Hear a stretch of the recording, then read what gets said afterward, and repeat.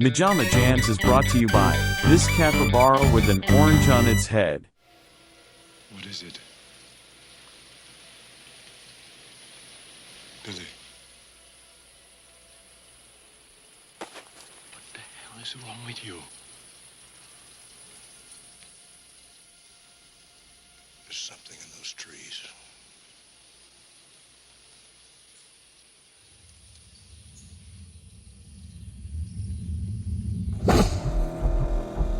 I'm Chris Hansen with If there's anything else you'd like to say, we'd like to hear it. MaJaMa.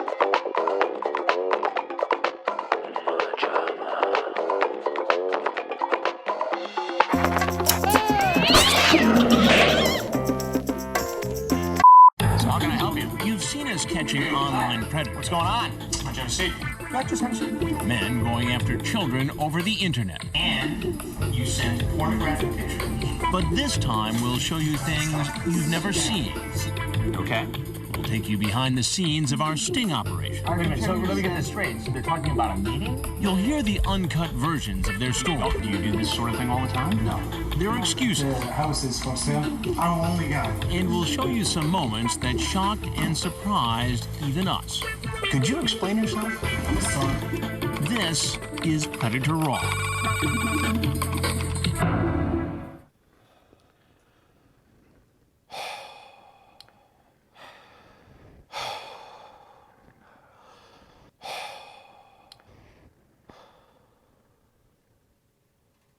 Welcome back, everyone, to MaJaMa Jams, a show where we discuss other people's work to avoid doing our own. Now, we are back again in what is the favorite subsect here. It is the scraps, the little pieces of paper that you don't have big enough time for we don't have enough time for the big things, and we talk about littler things. But You always make time for the big things. let me tell you something. I've heard a lot of stories about you making time for big things. Let me tell you guys something. Let's be real. This is the best day of Matthew's life. Because the one thing that Matthew doesn't want to do is make a show where we seriously discuss movies. One time Mateo said, hey, you know what? I have an idea. Why don't we put a Harold Lloyd on the show, bring a little culture in and talk about a silent movie? And Matthew was already in the bathroom fixing a belt around his neck. You mean Harold Ramis? Matthew hates the idea of being an actual review show. He thinks me and Mateo are pretentious windbags. He doesn't want to discuss anything, and he has zero knowledge of film, which he tries to mask his lack of knowledge by the disdain for it, but that's really what it is. So what Matthew says... You got me. He says, oh, friend, can we spend every episode and just do training videos and weird stuff, and most importantly, men being caught in the throes of potential pedophilia, brought down by the swinging hand of justice, the Sith through the cornfield of kid diddling that is Christopher Emmer effing Hansen.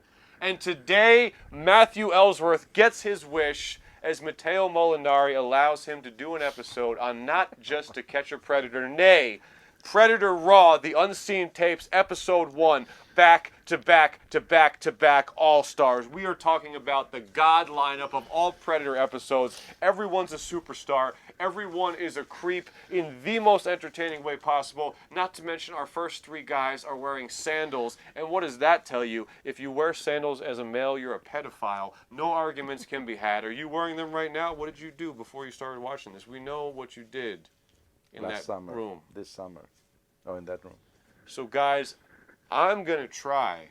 No, Matthew should be the one who No. tells us the plot. Listen, you guys are both making me very uncomfortable on mentioning my name synonymously with I was going To to Catch say, a Predator I'm Raw. going to try to bring it down, and because it's a, because it's a rare case of him being enthusiastic to do this, we're going to see if Matthew can pilot the ship. This usual stoic, talentless sack of crap that sits there against his will.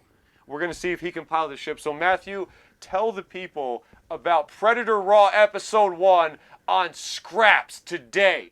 Let's go! We'll see. We didn't check our levels. Well, we checked it before, so that's still fine. If I moved mine? If I moved mine? Great way to start the segment, Shut you up, talent.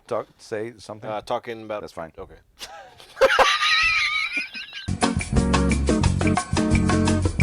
So Predator Raw is the amplified version of To Catch a Predator. The show is usually chopped up segments of the predators being caught by Chris Hansen, mixed with a little bit of pre-planning, after planning. But they pretty much make segments of each character throughout the show. So you have segments dedicated to each pedophile throughout the show, as opposed to kind of jumping back and forth to see, checking in with who and just grabbing this line from there.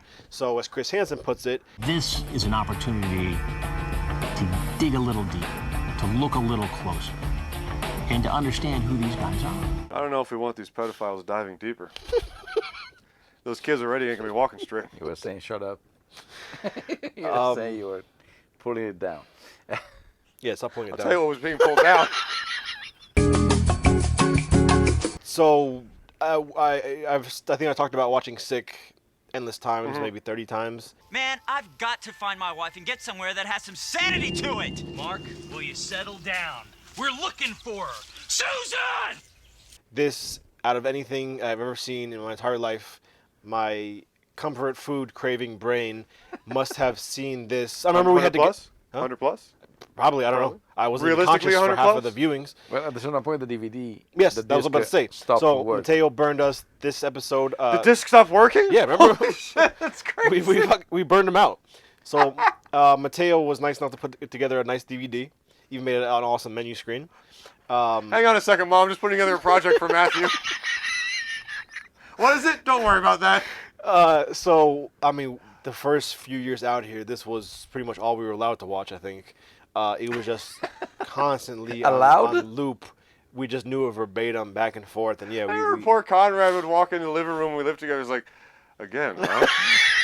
Like, because, you know, Conrad was down with, like, we're making fun of the Prez, this and that. But there's a certain point where I think he was legitimately like, you guys got that on again, huh? How about that? It's an unhealthy amount of time. It was just a very unusual set of circumstances. And then everyone who we met, who we even said hi to passing on the street, we dragged them inside the house to watch this with. And I think the most fun part of it is if you don't know what To Catch a Predator is, your mind will leak out of your ears when you find it out. Everybody is, all my European friends who come here, if they stay here long enough, eventually we watch it. And they cannot believe what they're looking I remember at. the first Your time. bedroom back home. At Jersey, before we left to come out here. I think my buddy told me about it. My buddy at work, Alan, told me about it. I went home and I was able to catch it, I think, playing one episode on TV. And I think I dragged you into the room. I'm like, Jason, you gotta come see this. The way I have Mateo's desk was over there, and I literally have the memory freeze framed and painted. He was probably casually leaning against. I was standing next, and we were talking about the movie. He said, "Yeah, we call it Bad CGI Starks." I remember the exact tone, everything. It was the thing that stuck. I have a specific memory. Your blue bedroom back home on Nine Abbott Road, core memory. And I walked in. I sat down when you had the rocking to the papa chair in there, and no joke, we watch a lot of WTF stuff. I was like, wait, Matt, what is this show? Like, I could not fathom what I was seeing the first time I saw Predator. I could not believe that this was television. I just, I was. And if I can add to the lore, there was a very long time ago where the three of us, as you clearly have figured out, were hitting the gym regularly. You can tell from our... The amount of money thrown into that place. Without going. So who's working who? Or with going. But anyway, didn't really make a difference. One day we were either on a cyclette or the elliptical or whatever it was. And all the same one.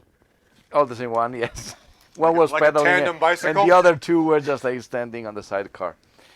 And all of a sudden, I saw Matthew sprinting with an excitement. I said, Jason, look!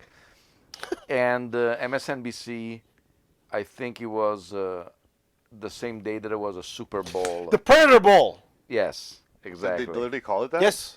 Yeah, that's Think about that. I put also the They commercial. called it the Predator Bowl. Yes, they, you they did. put the commercials that they were saying the perp versus the whatever. The They perps called versus the it pros. the Predator Yes. Bowl. Exactly. It's the pros versus the perps on a Predator marathon.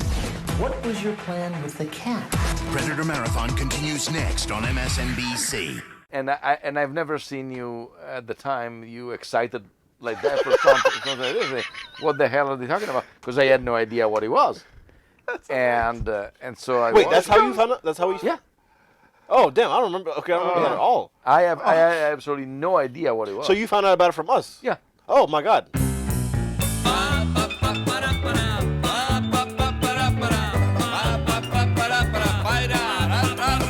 What was that like for you? You must have.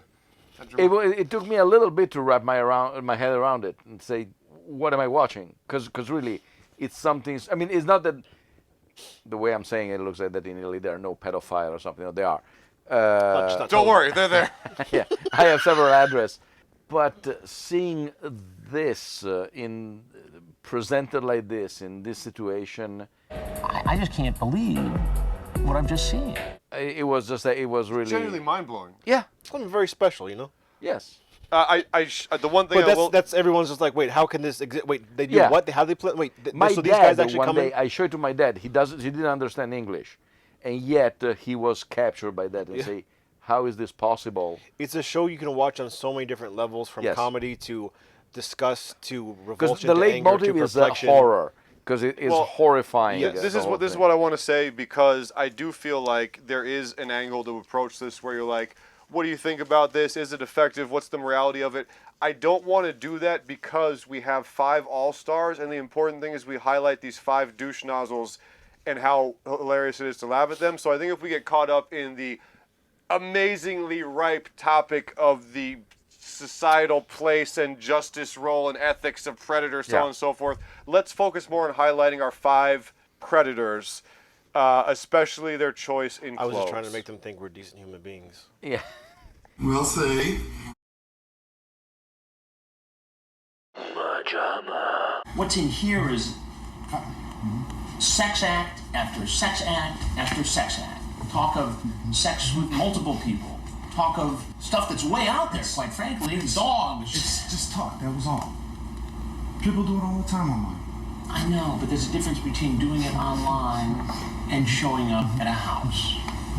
And actually, I have to say, whoever edited it, and I think that at the end there is a sign that says that the first episode was shot in 2005. Oh my God. And if I remember correctly, Predator Raw was 2007, the first time that it came out. So, because by this point, Chris Hansen's saying, "Hey, normally we have police arrest these guys in these first few investigations. We were just doing our own investigation. It was just fun. They walked free." In this investigation, unlike the more recent ones, we did not have police doing a parallel investigation. These guys walked away. We did, however, interview the Fairfax County, Virginia police afterwards, and Perverted Justice supplied police with the chat logs. So ultimately, a lot of these guys were prosecuted. It was amazing that they selected 5 of the worst creeps. And all from the same location. Not like they're like, hey, let's get the greatest hits which is even of more all time and put them horrifying. together Yes, on an exactly. episode. Every episode of Predator Raw is in the same location. Yes. Which it's and I remember in one, I don't remember if it's in Predator Raw or is in the regular Predator. I'm pointing there because I keep him there, by the way.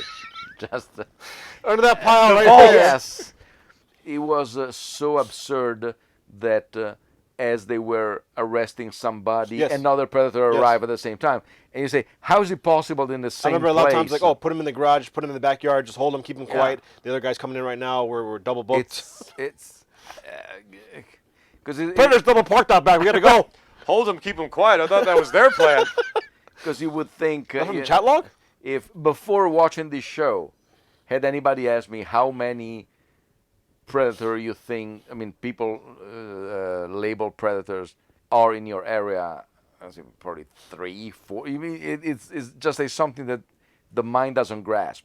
And when you see that in a whole weekend, because usually there are stings where 3 days, 2 or 3 days. They have sleepovers. They got a gajillion people in the same place.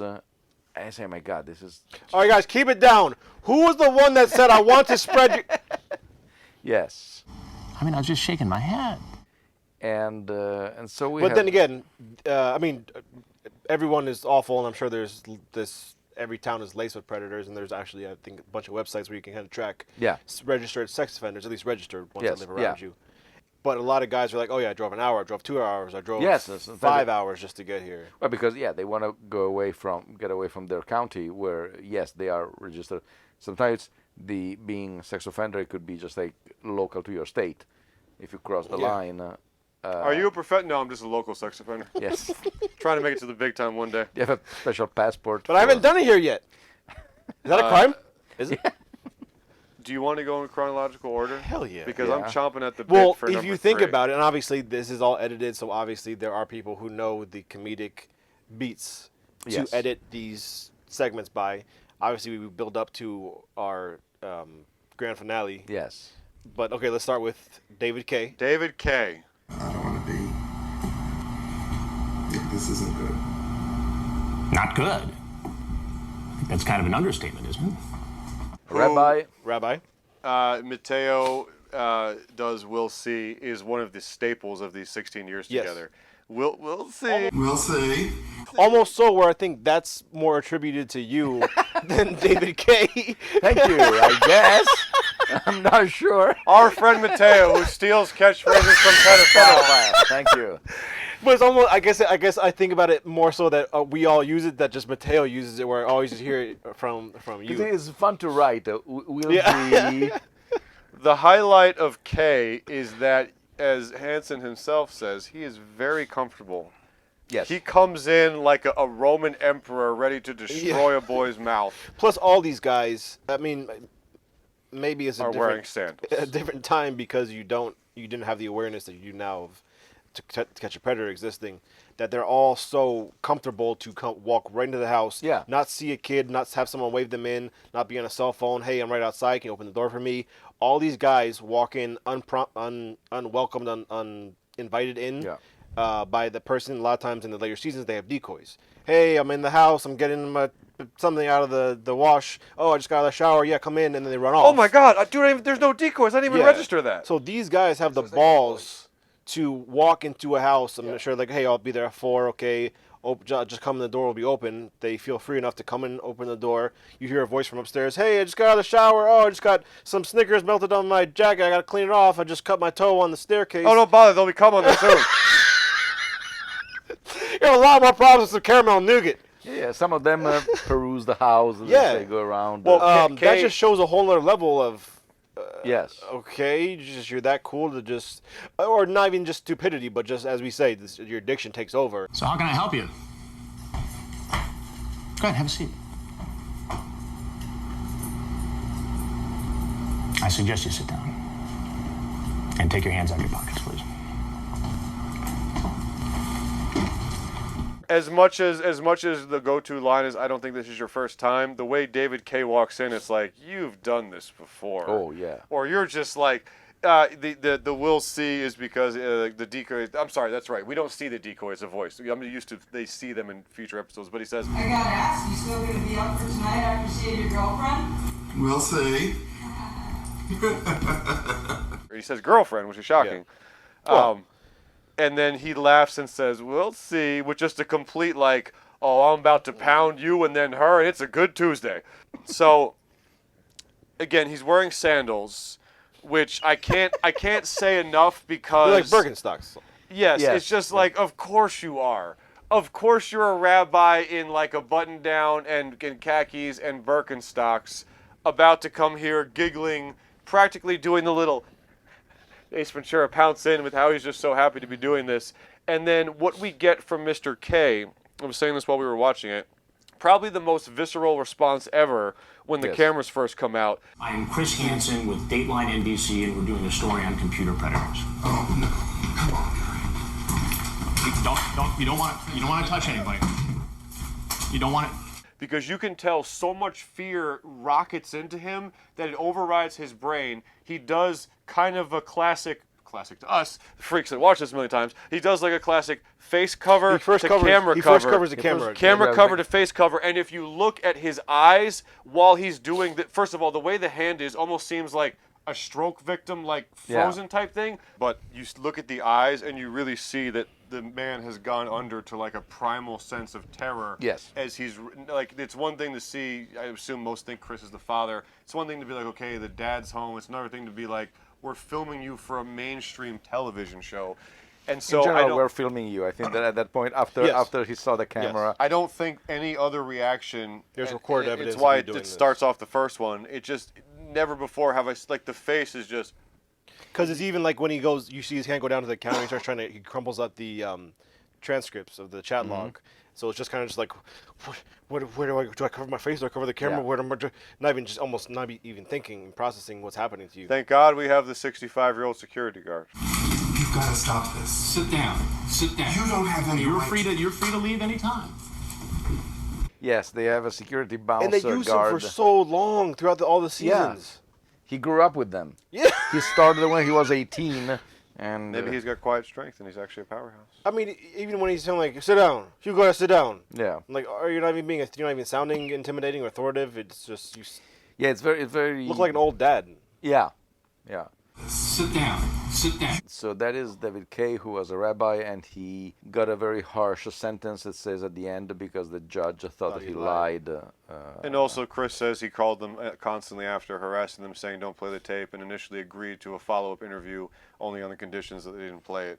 So it sounds like a continue into it that he, more than anyone, was vehemently like, "Holy Christ, what are you doing? Please stop." Yeah, because he had a career as a as a rabbi going just like that. I mean, everybody has a career going down in flame. After bus driver, rabbi. Yeah. He does say. And again, he does say you're going to be up for me after your girlfriend. So he truly is a bisexual. Count it. We'll see. MaJaMa. Then you say, so you won't be shy after a little bit. You say, great, good girl. A little bit. Whoa. What are you doing? Just a little bit. You okay? I am fine, just kind of.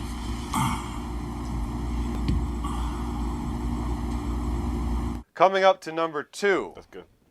Is Aladdin. none other than Aladdin. I thought the house was for sale. Shamu. Matthew, what's up with Aladdin when he comes in? Oh, he's just looking to buy a house. Yes. Actually, no, not I'm there. sorry. His friend Hisham is looking to buy a house. Yes. He was kind enough to go to this house to check it out and just friend. see what it's like. And what made you thought that this house is for sale? I heard about it, a friend of mine. A friend of yours? Yes. And what's the friend's name? His name is Hisham. And what's his phone number? He has cellular phone, 703. 703? Well, why don't I just call him and I can ask him, and maybe we can clear all I this don't up. know exactly what's his limits or what is he willing to pay or what location. All right, well, let me call Hisham real quick here.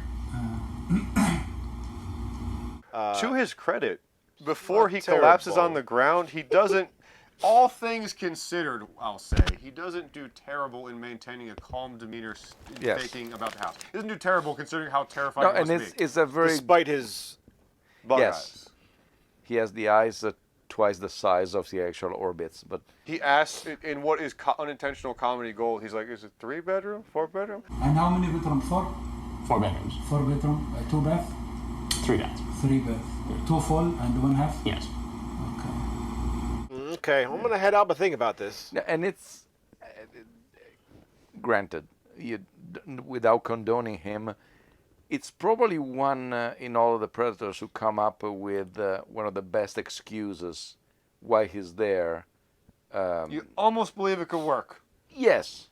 Like, oh, this isn't and it's articulate. It's not just like... he's not stumbling through it, yeah. He's asking questions about the... He could have thought about it just in case. He drops into it instantly. Hello, sir. I know the house is for sale. Just boom, we're going into it. He must have had it planned. Yes. Break in case of glass. He... Break in case of glass. It's the most confusing. Wait. Why'd you punch the waiter? He brought me a glass. Isn't that the phrase? But his wonderful plan collapses when Chris Hansen asks him. So, Aladdin. Yes. I think now is the time for you to tell the truth. Why did you really come here? To see what's her name, Sarah. Sarah. Yes. Sometimes, you know, that's all it takes. It's just you call the guy down and he comes clean. He calls two people. What's her name? Cynthia? Yes. Oh, at first, So he's yes. like, let me get the numbers for your friend who you're house hunting for. All right, let me call Hisham real quick here. And what's your name? Aladdin. Aladdin. If it is the wrong number, it will be 3283. 3283. Hopefully, yeah. Okay, well, that first one is Cynthia. It's not Hisham. Okay. So he's like, okay, he gives him And a number. if only he picked up. Yeah. Oh, my God. So he calls the first number. He's like, oh, if it's a wrong number, it's going to be 823. And like, If that was wrong number, it's going to be 329. Well, if that was wrong number, hold on, I got a whole... Let's try the other one. 3283. But no one picks up. Yeah. I'm sure to his... Then what happens? Then he would... that's probably how I would be in a situation where it's just like, oh, okay, I need to go down to the floor and just lay on the cold tile for a while. Sometimes we can't control these events.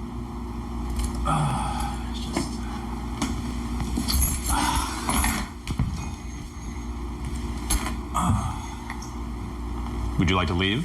No, sir. Just, I'm kind of...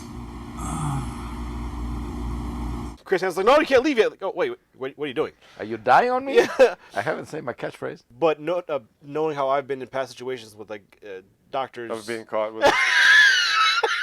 Well, when I was caught trying to... of like going to the doctor, like even before I get a shot or before my doctor starts checking me out or anything, I'm on the floor, blacked out. You seeing passed out when spots. your hamster was going to get a shot. That's not even a joke. Yeah.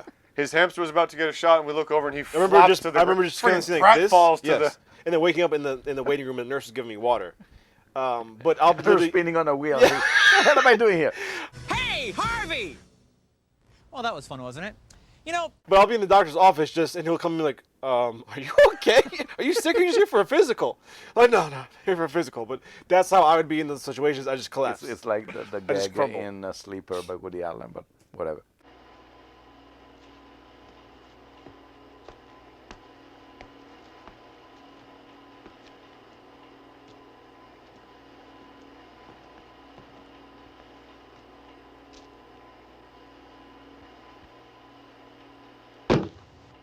So he is eventually able to pick himself back up, literally, and kind of try to stumble through it, and then just instantly like, oh, okay, sir. I gotta go down to the ground just because I get it. You on that cold tile, you can't keep yourself up. You're like, holy shit, the weight of everything, the gravity of the situation That'd is be a just lot to take in at once. crushing my brain. Yeah, exactly. Also, and you think you're in trouble now. Wait to see the cameras. Hey, Chris, it doesn't even hold back. He's like, I'm about to open the floodgates. Well, before you leave, there's one thing that I need to tell you. Yes. I'm Chris Hansen of Dateline NBC, and we're doing a story on computer predators. And if there's anything else you'd like to say, we'd like to hear it. And if not, you're free to leave. You can tell he relishes the role, and it should be said, like, these guys are probably all hopped up on dumb male horn dog horniness. It's a perverted thing. You're doing it covertly it's on the peak. Right. You're all randy. You probably got half an erection going, and then all of a sudden, that's already like famously, what's the biggest comedic cliche? I was thinking with his dick, and the guys do this. That's already a huge cliche. Then to have that horn dog energy just be ripped down to the depths of like everyone's gonna know, and you're just screwed. To bottom. Like I can't imagine the adrenaline, the terror, the confusion, the overwhelming emotions, and the hope that you can somehow get out of it. And you're right, somehow. Chris. Actually, I was going to say before the camera comes out. Yes. Yeah. Or this is their dad. They don't really know. Oh my God, he's a chat log. Oh my God, that's everything I wrote. Oh my God, he's reading it back to me. Like we're talking about. Oh my God, there's more people behind that. I was going to say, who is it that Dell brings out the friggin' transcript? Oh no. So imagine you already like, okay, like you said, is it the dad here? And then he's like, oh my God, he's got the transcript. Then he's like, oh, hold on, that's a mistake. Can I have my assistant waltz in here? We're not there. That's Well, one quick other thing I was going to say about Chris just going for it is that in the K segment, he famously, again to us, says, I don't want to be. This isn't good. And Chris jumps in with this man whose life is about to ruin. Like, not good. I think that's kind of an understatement, isn't it? And it's just like he's just relishing it like he's the Rickles of pedophile busting. Yeah, and so Aladdin is the only one eventually who's at least at the time of the He flees the country. Of the show, they don't know where he's at. Yeah. There is a. Oh really? Yeah, that's the follow-up? it says there's a warrant over his head, but they don't know where he's at. Well, America didn't really work out. Yeah, and also we ended with Chris Hansen actually getting a call back from Cynthia, the first. I'm assuming that's a friend or just a random number that person he gave out. Imagine if it was Hisham. Or imagine if he picked up. Well, even just take that little nugget. At one point in human history, some random woman picked up the phone, talked to Chris Hansen for 10 seconds, not knowing it was him. That was just part of her day. In the middle Imagine of the post that, investigation. it airs months later, and she's like, That "That's me on the phone." She's out there. I wonder if she knows. Now, she maybe doesn't know. Hello?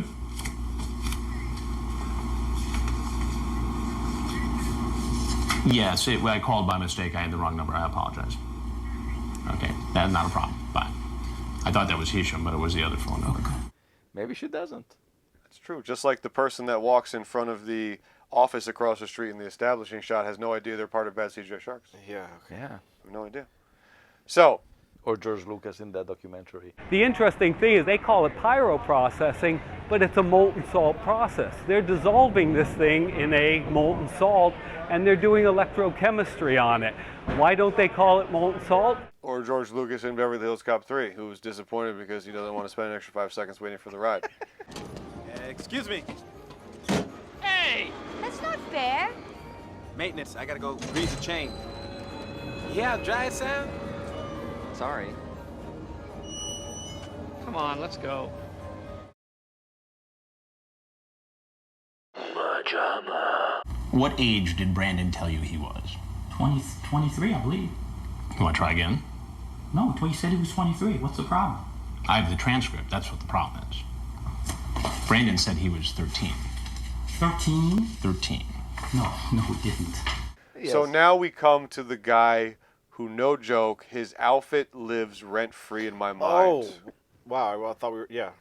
This gentleman, to me, is the kingpin. Stephen Benoff. Not because there's funny stuff within, but no joke, no one will ever top a lime green tucked-in shirt from the Frogs musical starring Nathan Lane, tucked into a pair of beyond cliche dad khaki cargo shorts up above the waist, going down to his bare white man legs, to not even sandals, but like the Air Jesus Nikes that are just all strap around but constantly have slits to see the skin. If you told me, Jason, you claim to be a mega comedian, can you conjure up the funniest image ever for a pedophile for a movie? There's no way I could do better than Stephen Benoff's lime green tucked into cargo shorts, frigging exposed feet sandals. That outfit alone is funnier than anything any human being can concoct, let alone some of the lines such as, No, he said he was 23. What's the problem? Matthew, what else can you tell us about Stephen the Frogs Benoff? He does a good job about trying to play it off like, oh, no, he said he was 23. No, I think he was 20s, I forget. What, 13? No, he didn't. 13? 13. No, he didn't. 20. That's a pretty good defense. Yeah. Or if you're dyslexic, I saw 21. What do you mean 12? There's definitely ways to play. But he's a teacher. Yes. So. There's definitely ways to play it, but or at least he was. Got the chat log right there. You are crazy for the Nats? Yeah. Meaning the baseball team. Mm-hmm. Crazy for the Nats, the baseball team. Taking the summer off. Plowing into his students on the side. I don't even know if I think he holds up to the very end, right? He never kind of buckles. Yeah. The best is the Keeps saying, best, I made a mistake. The best is the goddamn it McDonald's is out of the Filet-O-Fish on my lunch break face he makes when the cameras are revealed. It's literally like, sir, I'm sorry, we're actually out of onion rings today. It's like, oh God, I came here just for those. I'm Chris Hansen with Dateline NBC, and we're doing a story on computer predators. And if there's anything else you'd like to say, we'd like to hear it. Exactly, that's the face. That's the face. Yes. And we're doing a story on computer predators. But I don't know if I can say, like I said, I don't know, that outfit is stuck with me. It's also the fact that the green is like a safety vest construction Yeah, it's worker a lime, green. neon. Like you're asking to be spotted. Yes. It's almost like a tourist on Saturday Night Live. Yeah. If you say, oh, put me 2 or 3 tourists in the background and everything, that's... And he tries to impress upon the who would be the decoy that anal sex doesn't hurt. Yes, he tries. Which you know. Well, if the decoy were 23, probably not. I don't know. I have no idea. It depends. It depends on how big Benoff is. What is Benoff packing in those cargo shorts? See if he's on Facebook. Do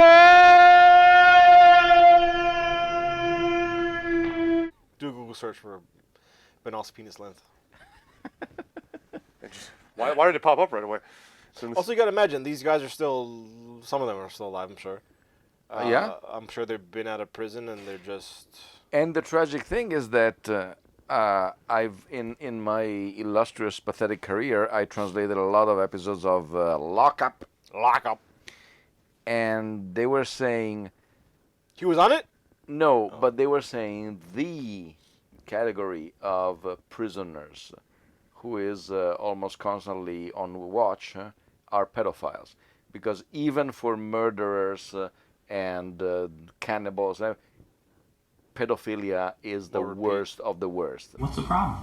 So you are really... In a way, it's kind of comforting. You mean in jail? In jail. So in the population, general population, when you see all these people with tattoos and stuff like that, even them they cross the line. Kind of comforting, right? No joke.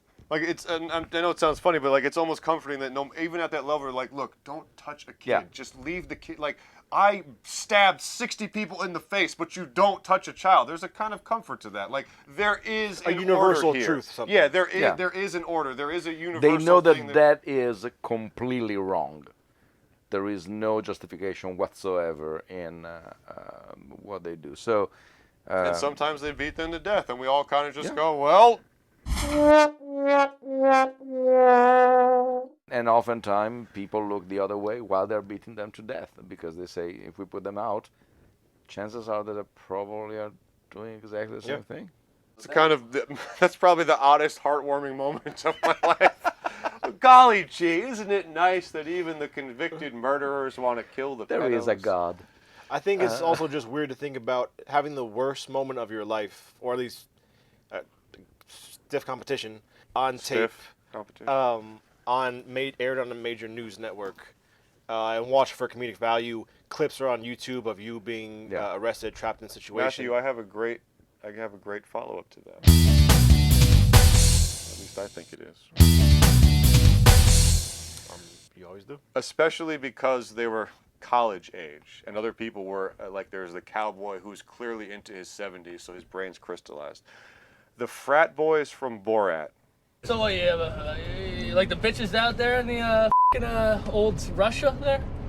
What? The bitches in the old Russia. What the women in Russia? The women. The f***ing hoes, baby. The f***ing girls. You f***ing shit out of them. Yeah. And then you never call them again. Why you don't call them? Because they do not have a telephone, yes?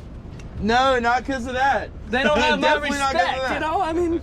And granted, they might have been like 21. We've all said and done stupid things. For the rest of existence, one of the most iconic comedies in history features your 21-year-old, clearly inebriated self saying dumb shit on camera for the intentional mockery of you. I always... Because... you know, the movie works, it's funny, but you're right. Like, let's say they grew up. Let's say even they look back at those comments and they cringe at them. It's like, yeah, that was actually really bad, like 15 years ago. Is there any way we could erase that from... No, that's one of our most iconic comedies of all time. That's going to go down in the annals of history. In the annals of history, you say. Like, I have to admit, and Conrad, our good buddy, was very responsible for shaking up my entertainment-obsessed brain. And one of the things he said is, I'm disgusted by Sasha. One of the points he made was, he doesn't want to be filmed. He goes back when he's in Romania with that village to his high-class hotel because, God forbid, he stays with the peasants. But he films Romanian peasants who literally have no idea what's going on. I think there was a lawsuit by the guy holding up the rubber fist. He doesn't know what it is. Conrad made a very convincing argument, even as I was enraptured by Borat's comedic anarchy, that this guy is a friggin' douchebag. What's the problem? So, yeah, Also, I mean... the newscaster that lost her job. Or yes, lost her job producer because that lost Sasha her just job. wanted to pull a Tom Green prank. Now she's out looking for work while he's the new comedy it boy. And I was like, damn, Conrad, salute to that. You completely convinced me, even if I still can't pull myself away from Sasha's comedic madness because I'm a weak man when it comes to that type of comedy. But obviously, it's way easier to feel less sorry for these guys who have been caught in it. But with the Borat example, I do think maybe you grew up and you regret it too. And it's like, that's there for life. That's what it makes me think of. So. No, yeah, it's granted, yes, there is a very large difference in like I said, what way is happening. Way easier to not feel sorry for these guys, but without getting too much, like I said, into the philosophical aspects of this, if you do put on that hat, it is still human suffering.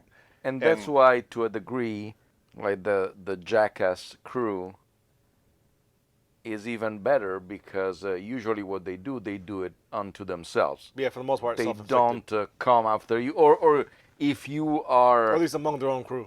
Yes, and if you are there, not part of their crew, usually you are a spectator of something strange. This is all flour for our friend Bam. We're going to antique him when he gets here. Okay. Okay. What's up? How much? How you been? High five!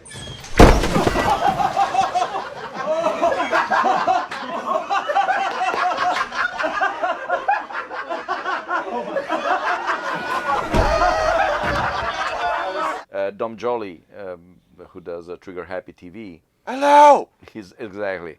He does half of. I love him because he is like that. The vast majority of his pranks are weird situation in front of people who don't expect it. Not sometimes he involves people, but they're never mean-spirited. Sorry, excuse me. Excuse me. Excuse me.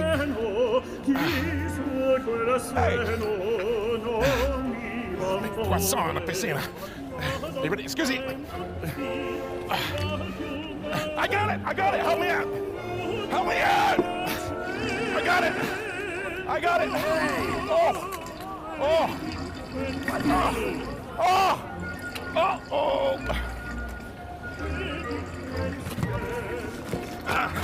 Scusi.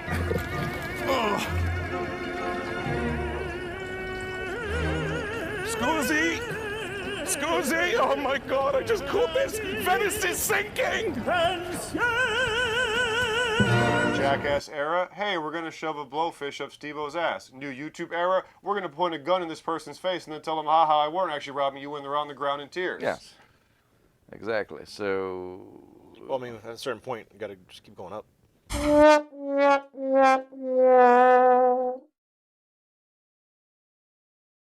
MaJaMa. What's in here is sex act after sex act after sex act.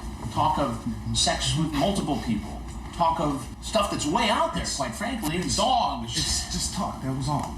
Let's move on, because we doth go on. Let's move on to number 4, which is Joe Wonderler. Joe Wonderler, right? How can I forget? Wonderler.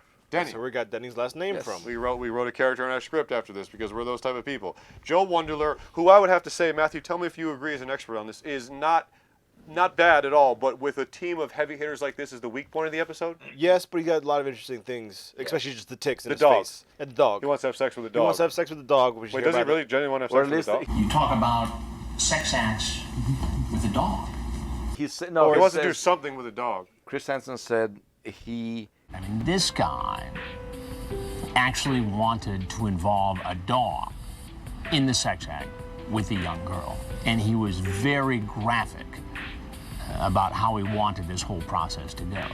And you even see him when he comes in, sort of reference to himself. Where's the dog? He wants the girl to do something to the dog, and then he would do something to her. That's what he says at a certain point, and he is kind enough of not going into details because I don't want to know. But you can see him even kind of when he's walking in the house. The girl's once again upstairs. You don't see her, and he's like, "Oh, okay, yeah, I'll just wait in the kitchen." And he goes, "Where's the dog?" We're going to wait at the counter for a second? Thanks. Yes. Kind of almost mouths it. But you think, hey, you're walking to the house with the dog, he's going to be at the front door ready to greet you, bark. Or at least you'll see a dog dish. Yeah, or something. It's wild to think that they just had them be a voice coming from upstairs. And then correct me if I'm wrong, isn't there an episode where the poor girl has to go through an awkward hug with the dude? Because when she actually starts most of the time meeting they're trying to let him touch them. But it did happen. But What I'm saying. At one time she does like a hug, right? But it happened in a regular episode, not in an unseen. But yeah, there's plenty of episodes where they spend a good 5 minutes talking to the dude before Chris comes out. Because later on, they get so scared by the show, they're more cautious to come. So you got to kind of lull them in, get them comfortable, and then drop that bomb. And yet. yeah. I guess you're going to tell me next that this is the very first time you've done something like this. Actually, it is. I'm serious. Oh, Wunderler, I guess, defining characteristic is that he thinks he's going to get out of it by wearing a wire. Yeah. It's the moment in the movie where they're like, listen, we'll let you off the hook if you help us wear a wire to bring down McCluskey. He says I've seen what you guys do and I believe in it. I'll do anything you guys, I'm willing to do anything. Honestly, I'd like to be able to be given the chance to help you guys out any way I can. What can you do to help us out? Anything that you suggest. But I'm wondering if he means the previous investigation, because Chris says there's only been one episode prior to this, or one investigation prior to this. Or does he just mean the sting operation in general, or just... It looks like that he's mostly thinks that is police rather than... I'm not a policeman. I'm Chris Hansen of Dateline NBC. We're doing a story on computer records. I also like when... So this is the guy who's got the wrong chat log. So Chris Hansen starts to read off. It says, "Oh yeah, I'll definitely be down to marry you as long as your dad doesn't own a pitchfork or a shotgun." He's like, "Oh, I never wrote that." She says, "How about you date a 12-year-old girl? If I really like her and her parents don't own a gun or a pitchfork." I never wrote that. Well, I have it right here. I have the transcript. Can I see the... Well, I'm not done with it. In the early investigations, we didn't have it down to a system like we do now. We'd still get caught with either the wrong transcript or perhaps an incomplete transcript. It was almost like a second of hope, like, oh my God. I was just about to say, is it me, or is there a glimmer of like, no, they have the wrong, they don't have my transcript, they have, and then Dell from Perverted Justice, the guys who are behind the scenes writing to all these guys as underage kids, comes out with the correct chat log. That's got to be a legit Truman Show moment. Yes, my favorite part is you see Joe turn and go, oh, you do? Yeah. So I was able to actually confront him. My bad. So you thought it was okay? It happens really fast, but it's just great because he's just like, I think it's the first, like, okay, I can let something out. He's not staring at me. He's busy switching off chat logs. I can at least just... Dude, can you imagine? Like, think of the iconic intro to Super Troopers where the cops are messing with them. So they make them think they're stoned, about to be pulled over, and then they drive off. And, like, how the guys just have that intense wave of relief. Can you imagine if, for whatever reason, make it up in your head for this hypothetical situation, it was like... Ready there? It was like, oh, crap, we messed up this, you're going to go. Can you imagine the unparalleled wave of relief that would rocket into these guys if, for whatever reason... I was just about to pull out my 9 and put a cap in that pig's ass.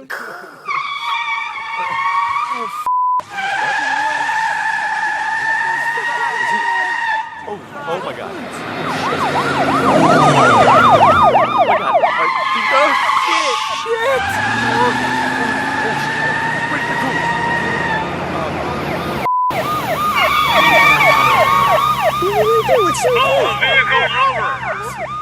I'm already pulled over. Pull over further, man. I can't pull it. I mean, my God, it must be like heroin of like... I think you'd still be paranoid, and I think these episodes, or these investigations, what are you going to call it, is worse because, at least if you're arrested by police, okay, I'm going through the motions, I got to call my wife, I got to call my kids, I got to go through this whole thing, I'm going to be arrested, but this time you're kind of walking off just free, you just left, you know you're on camera, you know you just got caught in the sting operation, shit, what's going to happen next? Are they going to call me? Are they going to look for me? Are the police going to come look for me? Right. Are they going to air it? When are they going to air it? Am I going to know? Is my family going to see it? When is it going to come out? I think there's a million more questions as opposed to be like, okay, I'm being processed. Yeah. I'm being processed through the system. Let's go. At least to a degree, I think is almost like a relief. Yeah. So at least you know exactly what is going to happen. Just like when you're missing a missing person, I'd rather hear that they were dead than still missing at a certain point. And it's in this case... 5 minutes in. Yeah. Gotta get on with dinner. Okay, I was cooking the mashed potatoes. I don't know where she is. I was just late. Yeah. The Uber was late. 5 minutes picking me up, Mom. The SWAT team out here. I was just talking. It was just a conversation. A lot of talk here. But that is the... because they didn't have the police, but he says that they pass everything so most to of them the got arrested. police. Actually, all of them got arrested. So that's why at the end, yes, except for Aladdin, everybody is getting... Perverted justice supplied police with the chat logs. So ultimately, a lot of these guys were prosecuted.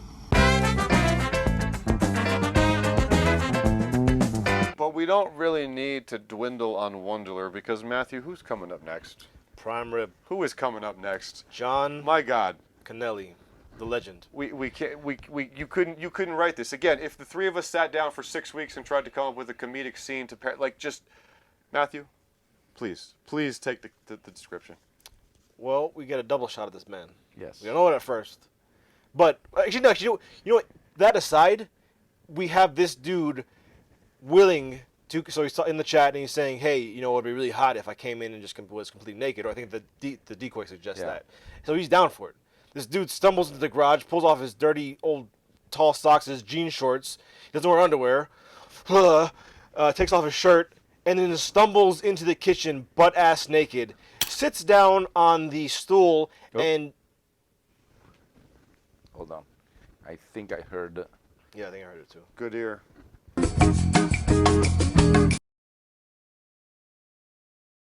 MaJaMa.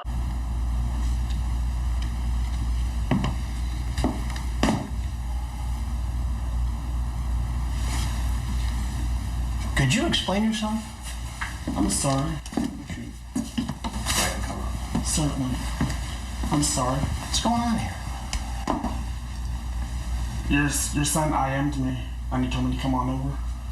So John stumbles into the kitchen, completely naked at this point, sits down on the stool at the counter, and proceeds to go into some kind of weird trance. I was going to ask, is he masturbating? No, I don't you see a slight... Or you can see a slight, but I think we're really looking for it. To see it's not impossible. Doing. But I think it's kind of just like, okay, getting myself psyched up. I'm naked in a stranger's kitchen. I have not been invited into this house. I mean, I haven't seen anyone in this house. I was just told to come in here naked, and I did it, and I'm here. I'm sorry.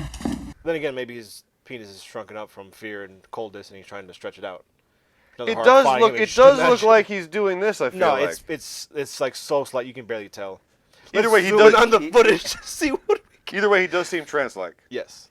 If you were doing it, they would have blurred it. So. I mean, they're blurring it for just blurring it. Thank God for. But yeah, they probably would have cut it off even more. So on top of that, he has his back to where Chris Hansen normally enters through, as opposed to sitting straight forward. Yes. It's the one guy that does that because you don't sit with your back to or on like a. But normally island. Nobody sits down when they get there.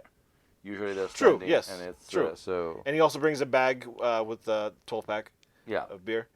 So Chris comes out, has a second to kind of stare at this image. I'm sure he's just as flabbergasted, like, okay, all right, let's do it. This is what I'm doing with my life. I'm late for my family dinner because of this. I became a journalist. And then the first word out of John's mouth is, I'm sorry.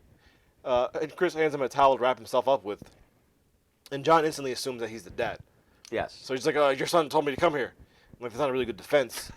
Your son IM'd me, and he told me to come on over. He IM'd you? Yes, sir.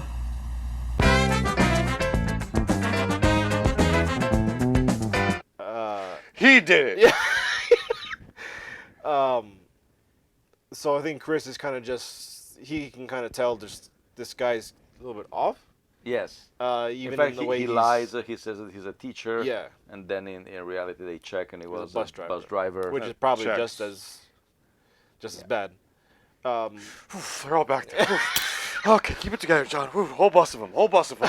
Woo! Whole bus of them. And of course, like everybody says, is the first. I've never done this before. Yeah. What kind of conduct is this for a high school teacher? No, sir, I've never done this before. You're going to tell me you've never done this before? No, sir. And of all ones, Chris is like, you're going to tell me, motherfucker, you're naked in this kitchen. You're sitting in this kitchen naked, John.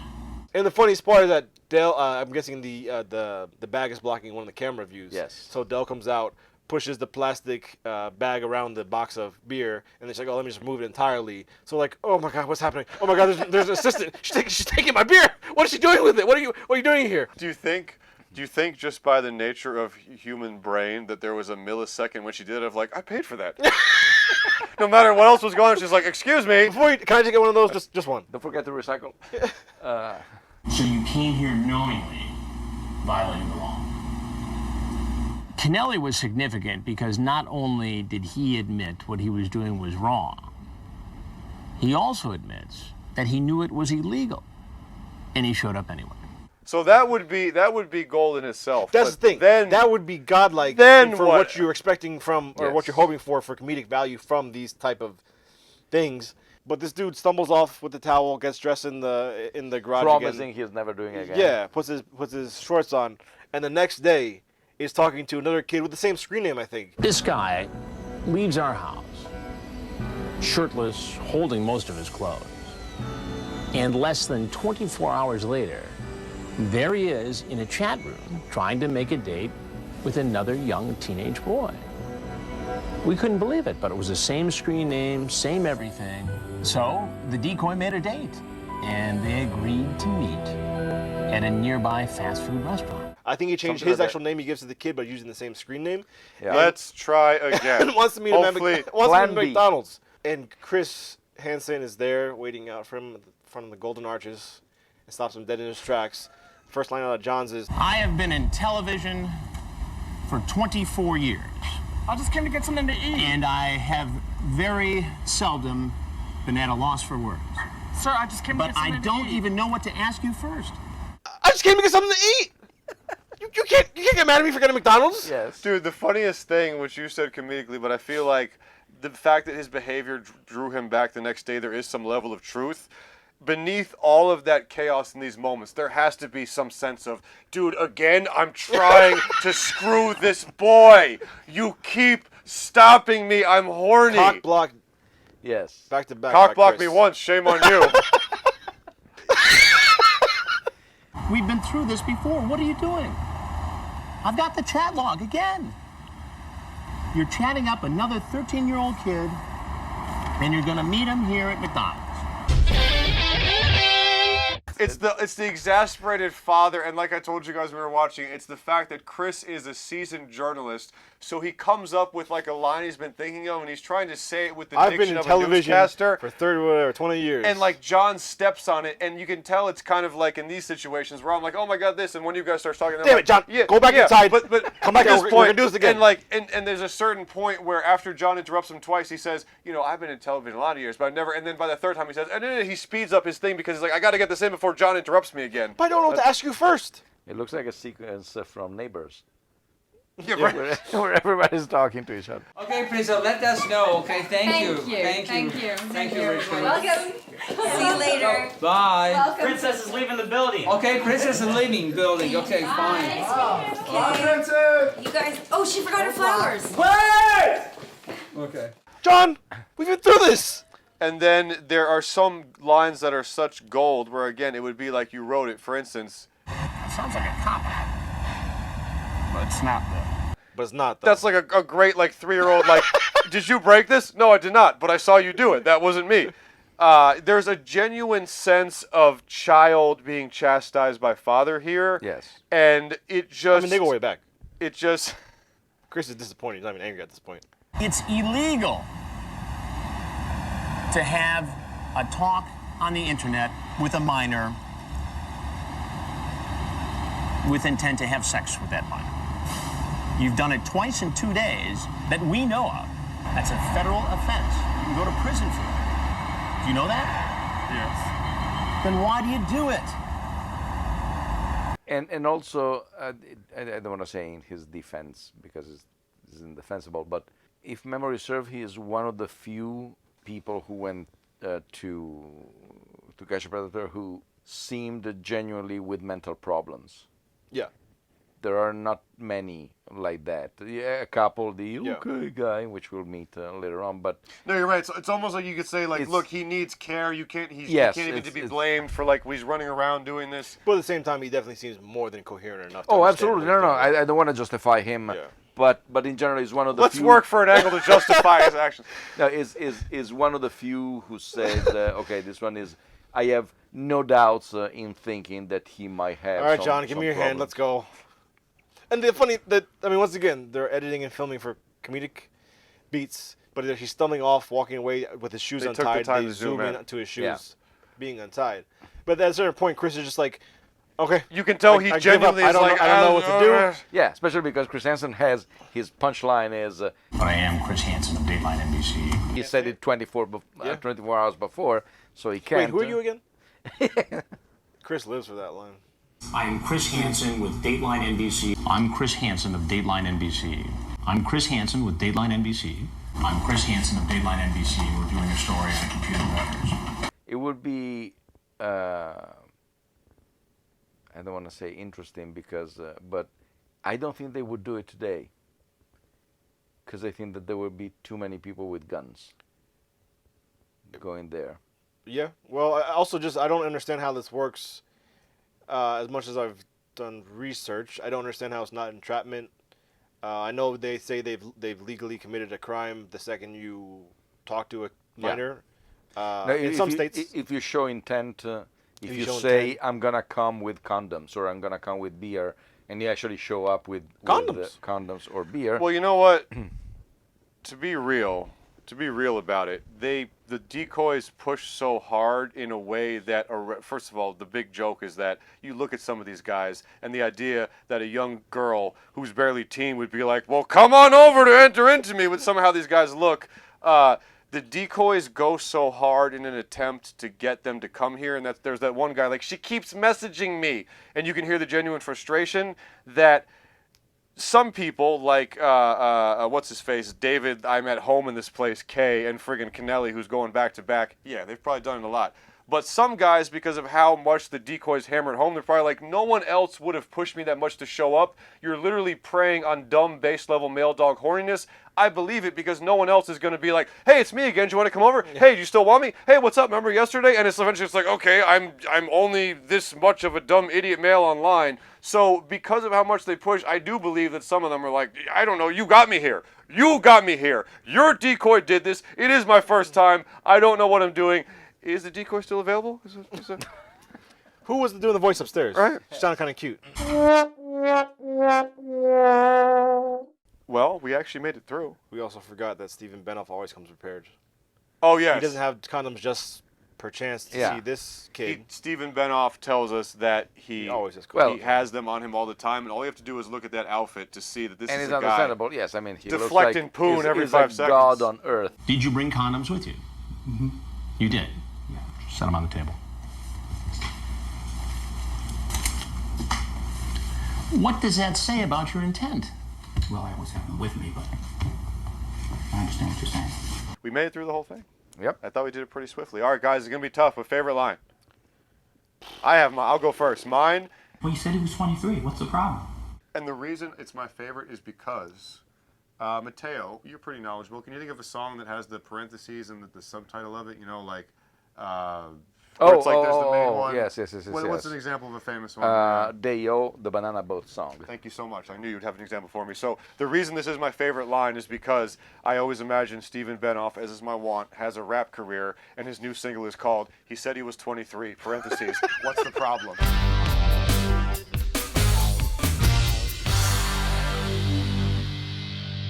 See, it works. So that's why it's my favorite line, because it works with that format, and of course I get to picture him in like a classic cliche rapper outfit. So guys, I've set the stage. What is your favorite lines? I just came to get something to eat. I just came to get something to eat. The defensiveness right out of the gate. Just the child like imagine being John and be like, oh, where's this kid? I can't find him. He said he'd be at the table over here with lunch for us. All right, I guess I'll head out. Oh shit. Sir, I just came to But get something I to don't eat. even know what to ask you first. I just came to get something to eat. John. And for mine, probably because it has become so ingrained. We'll see. Could be no other answer. Although Chris Hansen has a few lines like this physical. And just as he finishes that ha ha ha, he turns around and I walk into the room. And you see this physical reaction on his part. It's not even that not physical. No, it's not that that physical. You do see the face drop. So how can I help you? Go ahead, have a seat. So guys, on that note, talk about the future. This guy's going to force us to do all these episodes because he literally falls asleep to it. You see how effort is. This shit's like a comfort item for him. He literally falls asleep to. Literally It is falls kinda asleep scary to. how Literally, my brother falls asleep to this. So guys, thank your you. lullaby. Yeah. Thank you for being here for this inaugural episode of Predator Breakdowns. I'm sure we're going to be doing a ton more. If you like this content, leave a comment, leave a like, tell us who your favorite child predator is. We should make trading cards. And if you Oh, take okay, nothing no, else from this episode, think of Stephen Benoff's outfit is godly. We love you. Thank you for being with us. And we'll be back soon with another scrappity-dappity-dap. Stop doing that. Okay. Yes. I'm sorry.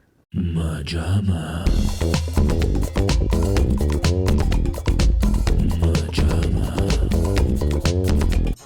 It's the first box of To Catch a Predator card set. Collect them all. Well, they are only 5. In bright colors. And gluten-free. And they are worthless, so. You know what? Never mind. From MaJaMa.